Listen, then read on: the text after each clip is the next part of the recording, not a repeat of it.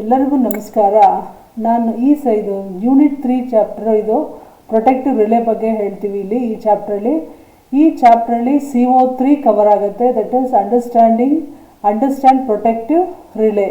ಇದು switchgear and protection ಸಬ್ಜೆಕ್ಟಲ್ಲಿ 3ನೇ CO ಈ ಚಾಪ್ಟ್ರಲ್ಲಿ ಕವರ್ ಮಾಡ್ತೀವಿ.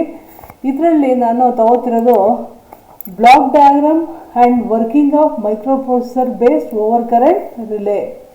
ಇದು ಈ ಚಾಪ್ಟ್ರಲ್ಲಿ ಈ ಸೆಷನಲ್ಲಿ ಕವರ್ ಆಗ್ತಿರೋಂತಹ ಟಾಪಿಕ್. ಮತ್ತು ಈ ಸೆಷನಲ್ಲಿ ಈ ಟಾಪಿಕ್ನ ಶುರು ಮಾಡೋಕ್ಕಿಂತ ಮುಂಚೆ ಈ ಸೆಷನ್ಗಿಂತ ಹಿಂದಿನ ಸೆಷನಲ್ಲಿ ಕವರ್ ಆಗ್ತಿರೋಂಥ ಸಬ್ಜೆಕ್ಟ್ ಯಾವುದಪ್ಪ ಅಂದರೆ briefly introduction to static relay working, advantages ಮತ್ತು ಲಿಮಿಟೇಷನ್ಸ್ ಬಗ್ಗೆ ಇಲ್ಲಿ ನಾವು ಡಿಸ್ಕಸ್ ಮಾಡೋಣ. ಅದಾದಮೇಲೆ ಮೈಕ್ರೋಪ್ರೊಸೆಸರ್ ಬೇಸ್ಡ್ ರಿಲೇ ಬಗ್ಗೆ ಡಿಸ್ಕಸ್ ಮಾಡೋಣ. ನಂತರ microprocessor applications to protective relay ಬಗ್ಗೆ ಡಿಸ್ಕಸ್ ಮಾಡೋಣ. ನಂತರ block diagram and working of microprocessor based relay ಬಗ್ಗೆ ಡಿಸ್ಕಸ್ ಮಾಡೋಣ. ಲಾಸ್ಟಲ್ಲಿ advantages of microprocessor based relay ಬಗ್ಗೆ ನಾವು ಡಿಸ್ಕಸ್ ಮಾಡೋಣ. ಈಗ ನಾನು ಮೈಕ್ರೋಪ್ರೊಸೆಸರ್ ಬೇಸ್ಡ್ ರಿಲೇ ಬಗ್ಗೆ ಡಿಸ್ಕಸ್ ಮಾಡೋಕ್ಕಿಂತ ಮುಂಚೆ ಪ್ರೀವಿಯಸ್ ಸೆಷನಲ್ಲಿ ಕವರ್ ಆಗಿರುವಂತಹ ಸ್ಟಾಟಿಕ್ ಓವರ್ ಕರೆಂಟ್ ರಿಲೇ ಬಗ್ಗೆ ಡಿಸ್ಕಸ್ ಮಾಡೋಣ ಬ್ರೀಫ್ ಆಗಿ. ಅದು ಸ್ಟಾಟಿಕ್ ಓವರ್ ಕರೆಂಟ್ ರಿಲೇ. ಈ ರಿಲೇಲಿ ಆಕ್ಚುಯೇಟಿಂಗ್ ಕ್ವಾಂಟಿಟಿ ಯಾವುದಪ್ಪ ಅಂದರೆ ಕರೆಂಟ್ ಈಸ್ ಅ ಆಕ್ಚುಯೇಟಿಂಗ್ ಕ್ವಾಂಟಿಟಿ. ಈಗ ಡೆಫಿನೇಷನ್ ಏನು ಹೇಳುತ್ತೆ ನೋಡೋಣ. Static over current relay definition: the relay which does not contain any moving part is known as a static relay. ಒಂದು ರಿಲೇಲಿ ಯಾವುದೇ ಮೂವಿಂಗ್ ಪಾರ್ಟ್ ಇಲ್ಲದೆ ಹೋದರೆ ಅದನ್ನು ಸ್ಟಾಟಿಕ್ ರಿಲೇ ಅಂತ ಕರಿತೀವಿ. In such type of relays the output is obtained by a static component like a magnetic and electronic circuit etcetera. ಈ ರೀತಿ ರಿಲೇಲಿ output ಹೇಗೆ ಬರುತ್ತಪ್ಪ ಅಂದರೆ ಔಟ್ಪುಟ್ಟು ಸ್ಟಾಟಿಕ್ ಕಾಂಪೋನೆಂಟ್ಸಿಂದ ಬರುತ್ತೆ. ಎಕ್ಸಾಂಪಲ್ಲು ಮ್ಯಾಗ್ನೆಟಿಕ್ ಮತ್ತು ಎಲೆಕ್ಟ್ರಾನಿಕ್ ಸರ್ಕ್ಯೂಟ್ಸು. ಮತ್ತು the relay which consist static and electromagnetic relay is also called as a static relay. ಒಂದು relay static ಮತ್ತು ಎಲೆಕ್ಟ್ರೋಮ್ಯಾಗ್ನೆಟಿಕ್ ಕಾಂಪೋನೆಂಟ್ಸ್ನ ಕನ್ಸಿಸ್ಟ್ ಮಾಡ್ಕೊಂಡು ಇಟ್ಟರೆ ಆ ರಿಲೇಗೆ ನಾವೇನಂತ ಕರಿತೀವಪ್ಪ ಅಂದರೆ ಸ್ಟಾಟಿಕ್ ರಿಲೇ ಅಂತ ಕರಿತೀವಿ. Because static units obtain the respond and the electromagnetic relay is only send the switching operation. ಇಲ್ಲಿ ಎರಡು ಕಾಂಪೋನೆಂಟ್ ಇದೆ, ಒಂದು ಮ್ಯಾಗ್ನೆಟಿಕ್ ಕಾಂಪೋನೆಂಟು, ಇಂದು ಎಲೆಕ್ಟ್ರಾನಿಕ್ ಸರ್ಕ್ಯೂಟ್ಸು. ಇದರಲ್ಲಿ ಸ್ಟಾಟಿಕ್ ಯೂನಿಟ್ಸು ರೆಸ್ಪಾನ್ಸನ್ನು ಕೊಡುತ್ತೆ ಮತ್ತು electromagnetic relay gives the switching operation. Next ನಾವು ಬ್ಲಾಕ್ ಡಯಾಗ್ರಾಮ್ ಆಫ್ ಸ್ಟಾಟಿಕ್ ರಿಲೇನ ನೋಡೋಣ. ಈ ಬ್ಲಾಕ್ ಡಯಾಗ್ರಾಮಲ್ಲಿ ನಾವೇನಪ್ಪ ಅಂದರೆ ಇನ್ಪುಟ್ನ CT ಮತ್ತು PT ಅಂತ ತಗೋತೀವಿ ಅಥವಾ ಟ್ರಾನ್ಸ್ಡ್ಯೂಸರಿಂದ ತಗೋತೀವಿ. ಅದು ರಿಲೇ ಆ್ಯಕ್ಚುಯೇಟಿಂಗ್ ಕ್ವಾಂಟಿಟಿ.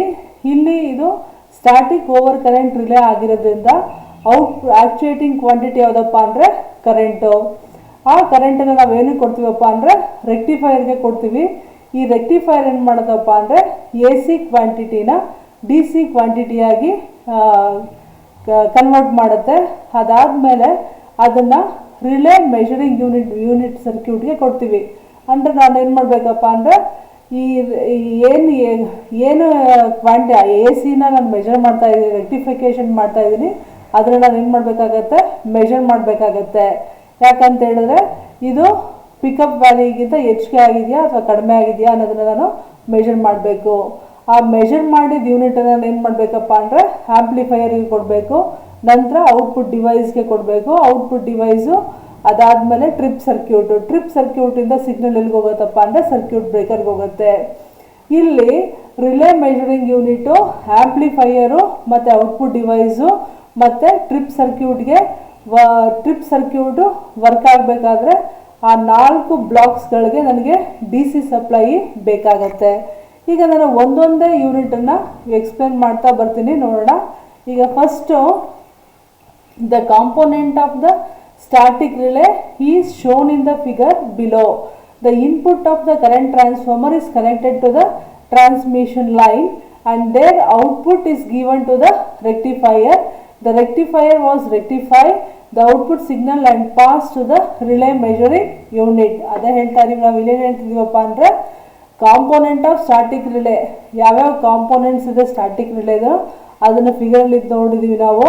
ಇಲ್ಲೇನು ಮಾಡ್ತಿದ್ದೀವಪ್ಪ ಅಂದರೆ ಇನ್ಪುಟನ್ನು ಎಲ್ಲಿಂದ ತಗೋತಾ ಇದ್ದೀವಿ, ಕರೆಂಟ್ ಟ್ರಾನ್ಸ್ಫಾರ್ಮರಿಂದ ತಗೋತಾ ಇದ್ದೀವಿ. ಕರೆಂಟ್ ಟ್ರಾನ್ಸ್ಫಾರ್ಮರ್ ಎಲ್ಲಿ ಕನೆಕ್ಟ್ ಆಗಿದೆ, ಟ್ರಾನ್ಸ್ಮಿಷನ್ ಲೈನ್ಗೆ ಕನೆಕ್ಟ್ ಆಗ್ತಿದೆ. ಮತ್ತು ಕರೆಂಟ್ ಟ್ರಾನ್ಸ್ಫಾರ್ಮರ್ದ ಔಟ್ಪುಟ್ ಎಲ್ಲಿ ಕನೆಕ್ಟ್ ಆಗ್ತಾ ಇದೆ, ರೆಕ್ಟಿಫೈರ್ಗೆ ಕನೆಕ್ಟ್ ಆಗ್ತಾ ಇದೆ. ರೆಕ್ಟಿಫೈರಿಂದ ಏನಾಗ್ತಾ ಇದೆ, ರೆಕ್ಟಿಫಿಕೇಷನ್ ಆಗ್ತಾ ಇದೆ. ಅಲ್ಲಿಂದ input signal, rectifier output signal ಎಲ್ಲಿಗೆ ಇನ್ಪುಟ್ ಸಿಗ್ನಲ್ ಆಗ್ತಾ ಇದೆಪ್ಪ ಅಂದರೆ ರಿಲೇಯಿಂಗ್ ಮೆಜರಿಂಗ್ ಯೂನಿಟ್ಗೆ ಇನ್ಪುಟ್ ಸಿಗ್ನಲ್ ಆಗ್ತಾ ಇದೆ. Next rectifying measuring unit has the comparator. Rectifier measuring ಯೂನಿಟಲ್ಲಿ ಕಂಪ್ಯಾರೇಟರ್ಸ್ ಇರುತ್ತೆ, ಲೆವೆಲ್ ಡಿಟೆಕ್ಟರ್ಸ್ ಇರುತ್ತೆ ಮತ್ತು ಲಾಜಿಕ್ ಸರ್ಕ್ಯೂಟ್ ಇರುತ್ತೆ. The output signal from the relaying unit obtains only when the signal reaches the threshold value. The output of the relaying measuring unit acts as an input to the amplifier. ಇಲ್ಲೇನಪ್ಪ ಅಂದರೆ ನಾವು ಯಾಕೆ measure ಮಾಡ್ತೀವಪ್ಪ ಅಂದರೆ measured quantity ಏನಾಗುತ್ತೆ, ಈಗ ಏನು ಒಂದು threshold unit value ಇಟ್ಕೊಂಡಿರ್ತೀವಿ, ಆ ಥ್ರೆಶೋಲ್ಡ್ ವ್ಯಾಲ್ಯೂಗಿಂತ ಜಾಸ್ತಿ ಆಗಿದೆಯಾ ಕಡಿಮೆ ಆಗಿದೆ ಅನ್ನೋದನ್ನು ಕಂಪೇರ್ ಮಾಡೋದಕ್ಕೆ ಕಂಪ್ಯಾರೇಟರ್ ಇರುತ್ತೆ. ಆ ಕಂಪ್ಯಾರೇಟರ್ ಕಂಪೇರ್ ಮಾಡಿ ನೆಕ್ಸ್ಟು ಆ ಕಂಪ್ಯಾರೇಟರಿಂದ ಏನು ಮಾಡೋದಪ್ಪ ಅಂದರೆ output of the relay measuring ಯೂನಿಟನ್ನು ಎಲ್ಲಿ ಕೊಡ್ತೀವಪ್ಪ ಅಂದರೆ ನಾವು ಆಂಪ್ಲಿಫೈಯರಿಗೆ ಕೊಡ್ತಾ ಇದ್ದೀವಿ. ಆಂಪ್ಲಿಫೈಯರ್ ಏನು ಮಾಡುತ್ತಪ್ಪ ಅಂದರೆ ಸಿಗ್ನಲ್ನ ಆಂಪ್ಲಿಫೈ ಮಾಡುತ್ತೆ. ನಂತರ ಆಂಪ್ಲಿಫೈಡ್ ಸಿಗ್ನಲ್ಲು ಔಟ್ಪುಟ್ ಡಿವೈಸ್ಗೆ ಹೋಗುತ್ತೆ. ಆ output device activates the trip coil only when the relay operates. The output is obtained from the output device only when the measurand has a well-defined value. The output device activated and gives the tripping command to the trip circuit. So this is ಒಂದು ಏನಾಯಿತು, ಆಂಪ್ಲಿಫೈಯರಿಂದ ಎಲ್ಲಿಗೋಯ್ತು ಇದು, let us quickly go through the device. ಆಂಪ್ಲಿಫೈರಿಂದ output ಡಿವೈಸ್ಗೆ ಹೋಯ್ತು, output ಡಿವೈಸಿಂದ trip ಸರ್ಕ್ಯೂಟ್ಗೆ ಹೋಯಿತು. ಅದನ್ನೇ ಇಲ್ಲಿ ಹೇಳ್ತಿರೋದು, ಆಂಪ್ಲಿಫೈರಿಂದ ಆಂಪ್ಲಿಫೈ ಆಗಿ ಸಿಗ್ನಲ್ ಎಲ್ಲಿ ಹೋಗುತ್ತೆ, ಟ್ರಿಪ್ ಡಿವೈಸ್ಗೆ ಹೋಗುತ್ತೆ. ಅದರಿಂದ ಏನಾಗುತ್ತೆ, tripping command to the trip circuit of the ರಿಲೇಗೆ ಟ್ರಿಪ್ ಸರ್ಕ್ಯೂಟ್ಗೆ ಸಿಗ್ನಲ್ ಹೋಗುತ್ತೆ. ಅದರಿಂದ ನೆಕ್ಸ್ಟ್ ಅದು ಸರ್ಕ್ಯೂಟ್ ಬ್ರೇಕರ್ಗೆ ಸಿಗ್ನಲ್ಲು ಕಳಿಸುತ್ತೆ. The static relay only give the response to the electrical signal. The other physical quantity like a temperature, heat, etc. the first converted into analog and digital electrical signal and then act as a input for the relay. ಇಲ್ಲೇನಪ್ಪ ಅಂದರೆ ನಮಗೆ static ರಿಲೇಲಿ electrical quantities input ಆಗಿ ನಾವು ಕೊಡೋದು. ಹಾಗಾಗಿ ಏನೇ physical quantities ಇದ್ದರು, for example heat, temperature, ಆ ಥರ ಫಿಸಿಕಲ್ ಕ್ವಾಂಟಿಟಿ ಇದ್ದರೆ ಫಸ್ಟು ಆ ಫಿಸಿಕಲ್ ಕ್ವಾಂಟಿಟಿನ ಎಲೆಕ್ಟ್ರಿಕಲ್ ಸಿಗ್ನಲ್ ಆಗಿ ಕನ್ವರ್ಟ್ ಮಾಡಿಕೊಂಡು ನಂತರ ಅದನ್ನು ನಾವೆಲ್ಲಿ ಕೊಡಬೇಕು, ರಿಲೇಗೆ ಕೊಡಬೇಕು. ಇದು ಈ ರೀತಿ ನಮಗೆ ಏನಾಗುತ್ತೆ, ಸ್ಟಾಟಿಕ್ ರಿಲೇ ವರ್ಕ್ ಆಗುತ್ತೆ. ನಂತರ ನಾವು ನೋಡೋಣ advantage of static relay. Advantage of static relay ಯಾವುದು ಅಂತ ನೋಡೋಣ. First advantage of static relay is the static relay consumes a very less power because of which the burden on the measuring instrument decreases and their accuracy increases. Burden ಅಂದರೆ load on the measuring unit decreases and their accuracy increases. And the second point, the static relay gives a quick response, long life, high reliability and accuracy, and it is a shock proof. Static relay ಏನಾಗುತ್ತಪ್ಪ ಅಂದರೆ quick response ಕೊಡುತ್ತೆ ಮತ್ತು long life, highly ರಿಲೇಯಬಲ್ಲು ಮತ್ತು accuracy ನಮಗೆ ಫಾಸ್ಟಾಗಿರುತ್ತೆ ಮತ್ತು ಇದೊಂದು shock proof device ಆಗಿರುತ್ತೆ. ಮತ್ತು the reset time of the relay is very less. Next the relay amplifies the input signal which increases the sensitivity. ರಿಲೇನಲ್ಲಿ ಸ್ಟಾಟಿಕ್ ರಿಲೇಲಿ ಆಂಪ್ಲಿಫೈರ್ ಇರೋದ್ರಿಂದ ಈ ಆಂಪ್ಲಿಫೈಯರ್ ಏನು ಮಾಡೋದಪ್ಪ ಅಂದರೆ ದ ರಿಲೇದು ಸೆನ್ಸಿಟಿವಿಟಿನ ಇನ್ಕ್ರೀಸ್ ಮಾಡುತ್ತೆ. ಮತ್ತು ಐದನೇ ಪಾಯಿಂಟ್ ಯಾವುದಪ್ಪ ಅಂದರೆ the chance of unwanted trip signal is less in this relay.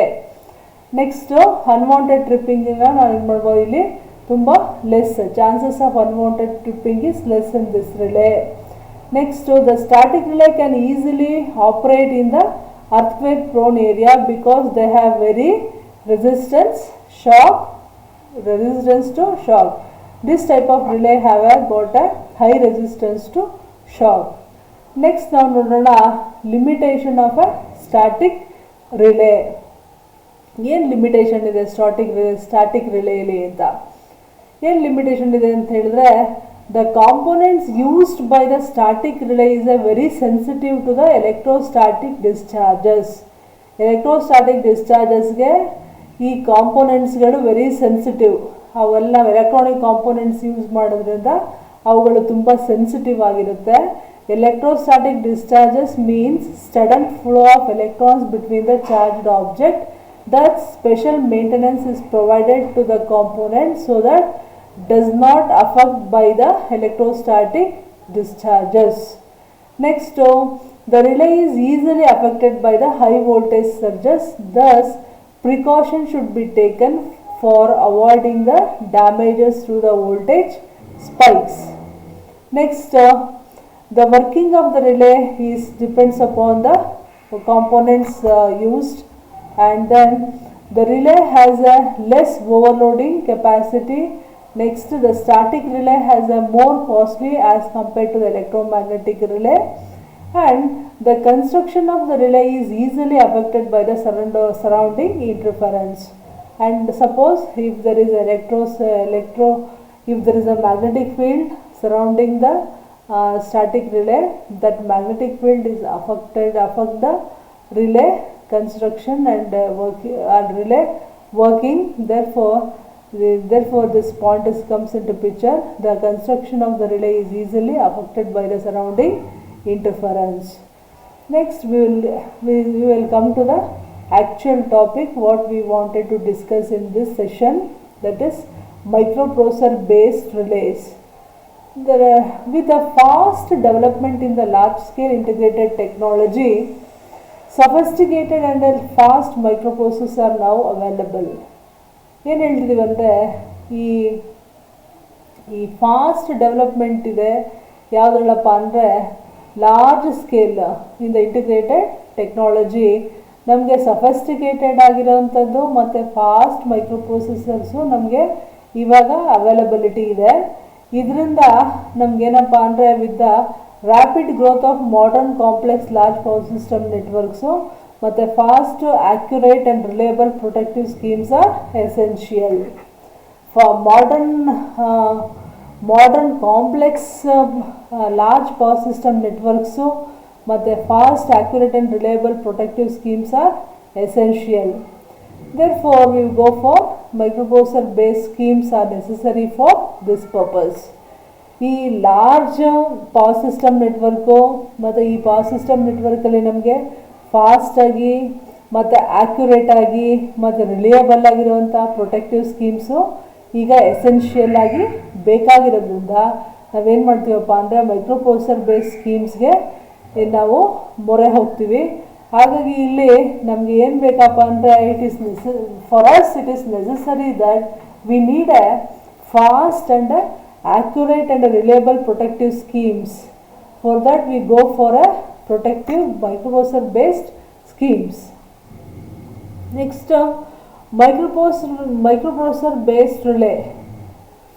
An interference employing operational amplifiers, analog multiplexer, analog to digital converter, voltage comparators and a positive passive elements has been developed to obtain the characteristic of various types of relays such as definite time relay, inverse time overcurrent relay, phase comparators and a reverse power relay. These are the relay that are developed on the basis of a microprocessor. These are microprocessor based relay. Microprocessor based relays are definite time relay, inverse time overcurrent relay, phase comparator and a reverse power relay. Next, Here this is a block diagram of microprocessor application to protective relay.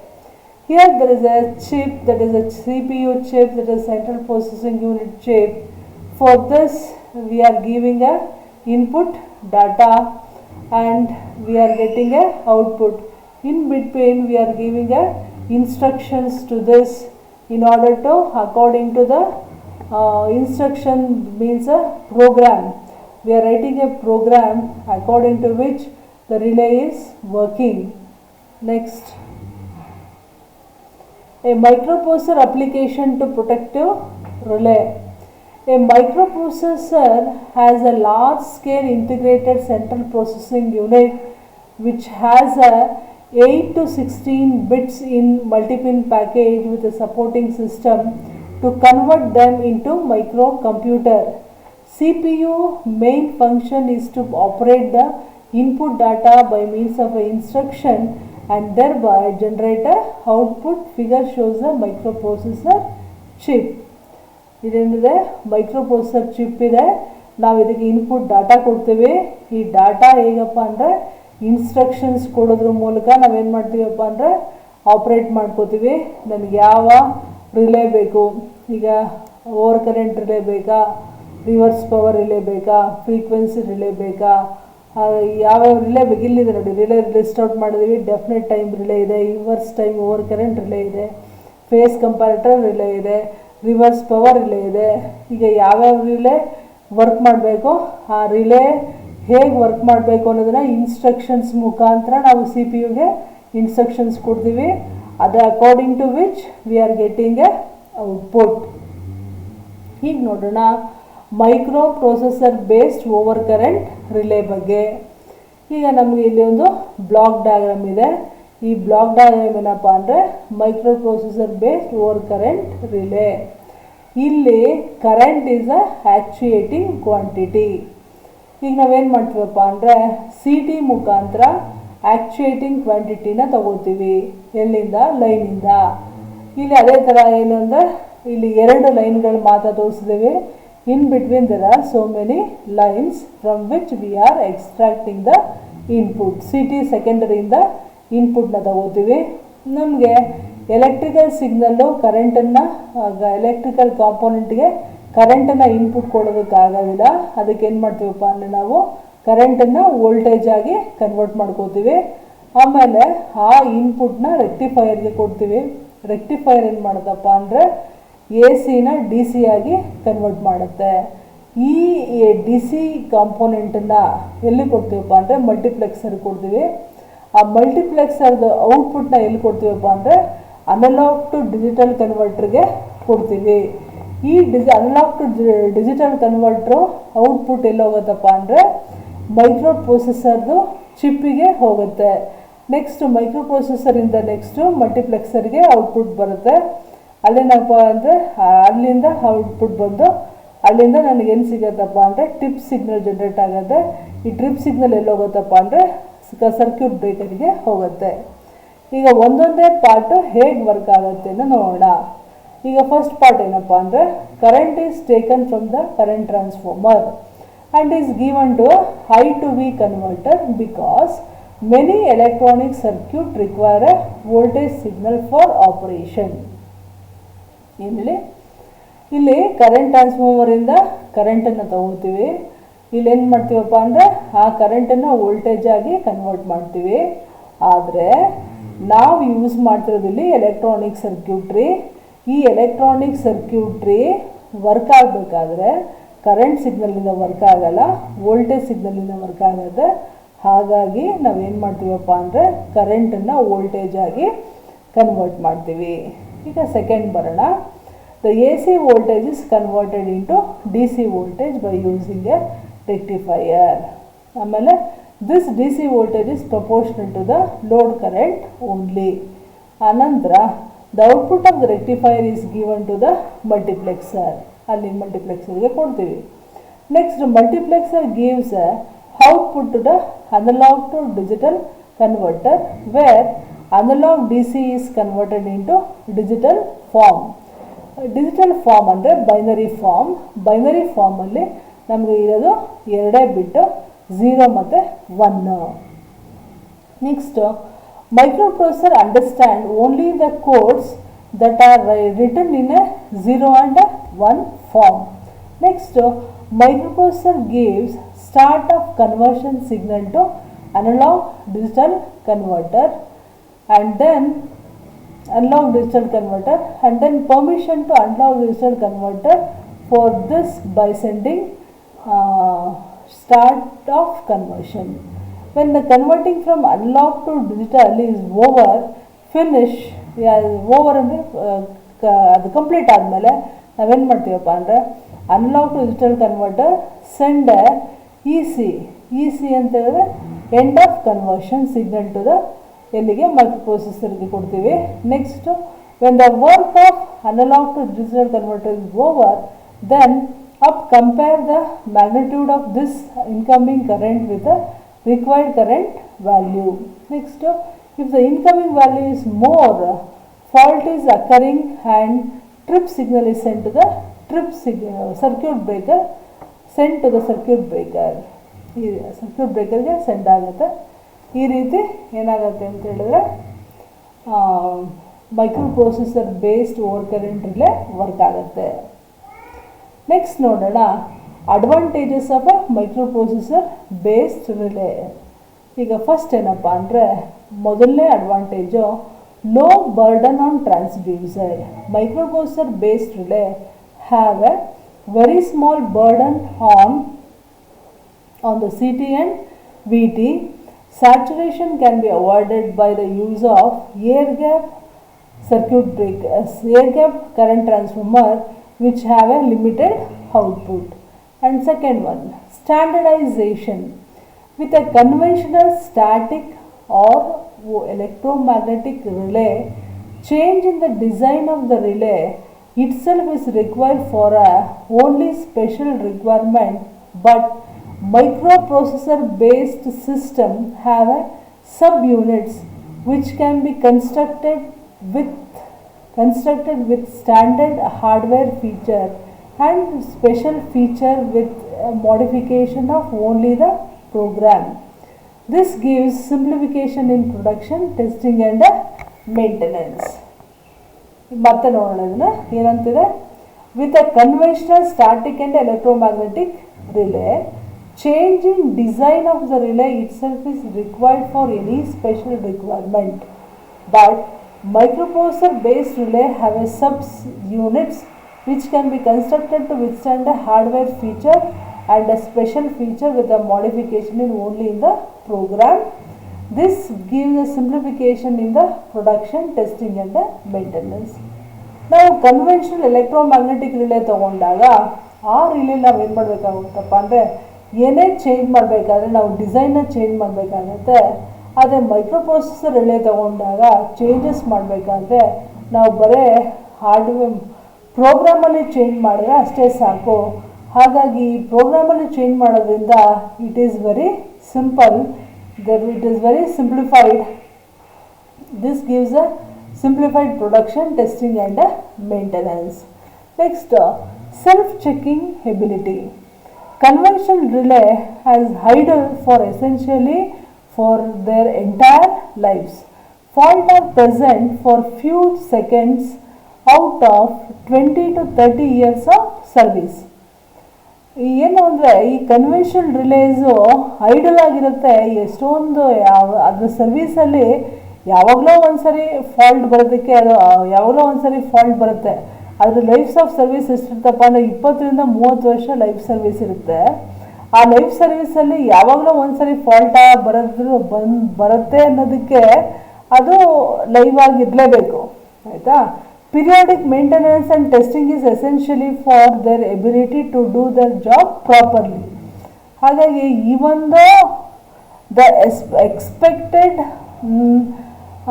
working is rare in their service.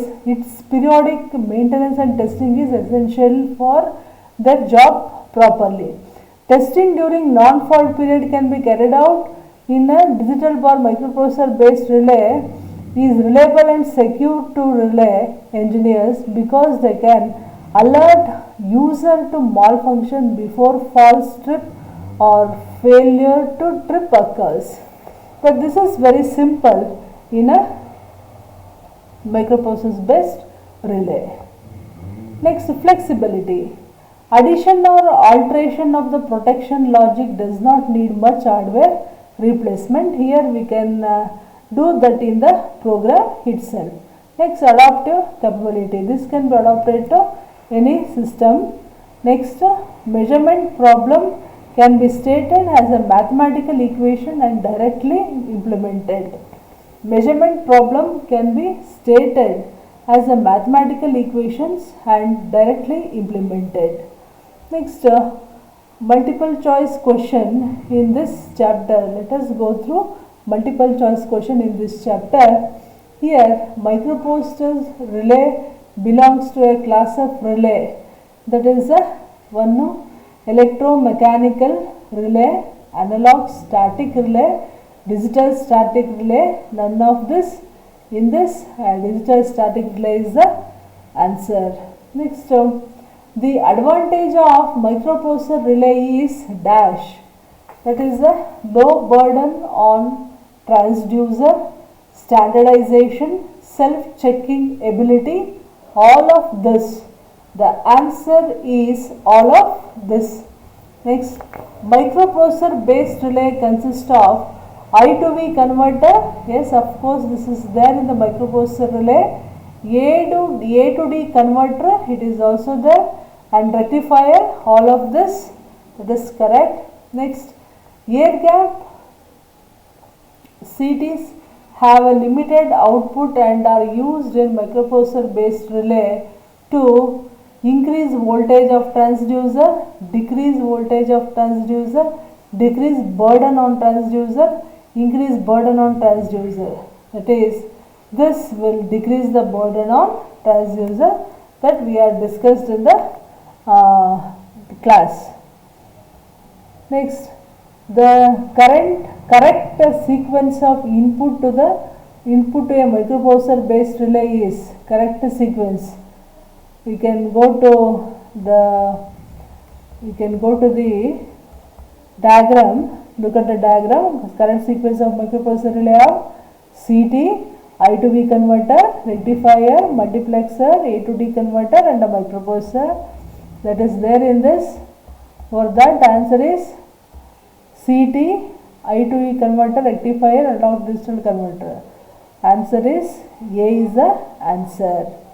You can see the various combinations, that is CT, current to voltage converter, rectifier, analog to digital converter, CT, rectifier, current to voltage converter, analog to digital converter, CT, and rectifier, analog to digital converter, current to voltage converter, CT, current to voltage converter, rectifier, analog to digital converter. Here the answer is CT, current to voltage converter, rectifier, analog to digital converter. Next, which of the following statement is false with respect to microprocessor based relay? It has flexibility. Right. Simplified testing and maintenance. Higher burden. False. False means higher burden on transducer. Self-checking ability is also right. The false answer is higher burden on transducer. Next, the feature of periodic testing during non-fault periodic periods in microprocessor based relay is flexibility, self-checking ability, standardization, adaptive capacity. Feature of periodic testing during non-fault period in periodic testing and self-checking ability. Next, the feature of altering addition of protective logic in a microprocessor is referred to as protective logic.